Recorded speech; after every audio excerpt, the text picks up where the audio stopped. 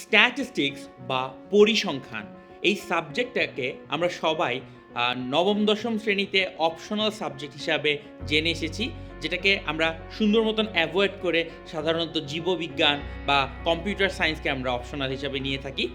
But পরবর্তীকালে জীবনের কোনো এক পর্যায়ে এসে যেই সাবজেক্টই থাকি না কেন, অনেকটা চিপায় পড়ে আমাদেরকে স্ট্যাটিস্টিক্স পড়তে হয়। এবং পরবর্তী জীবনে যারা হঠাৎ করে স্ট্যাটিস্টিক্স শিখতে চায়, তাদেরকে নানা রকম বিপাকে পড়তে হয়। বিশেষ করে যারা আর্টস অথবা হিউম্যানিটিস ব্যাকগ্রাউন্ডের অথবা কমার্স ব্যাকগ্রাউন্ডের, যাদের ম্যাথের বেসিকটা একটু কম ছিল, তারা অনেকেই ভবিষ্যৎ জীবনে সে স্ট্যাটিস্টিক্সকে ভালো করে বুঝতে পারে না।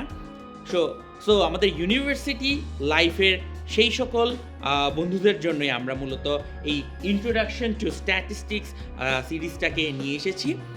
এই প্লেলিস্টটি আমাদের 10 মিনিট স্কুলের গতানুগতিক ভিডিও থেকে একটু ভিন্ন ধরনের। এইখানটাতে আমরা একটু বলতে চাই, এটা হচ্ছে এভরি ম্যানস স্ট্যাটিস্টিক্স।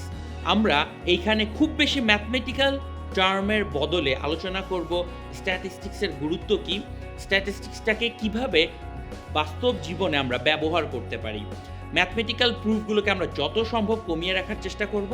আমরা এই প্লেলিস্টটাকে এমনভাবে সাজাবো যাতে করে জীবনে এর আগে স্ট্যাটিস্টিক্স সম্পর্কে কোনো ধরনের ধারণা না থাকলেও আপনি যাতে এই প্লেলিস্টটাকে বুঝতে পারেন।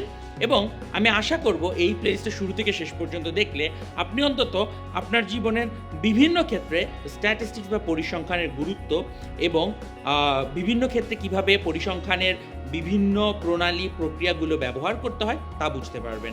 সো আর দেরি কেন, দেখে ফেলুন সম্পূর্ণ প্লেলিস্টটিকে।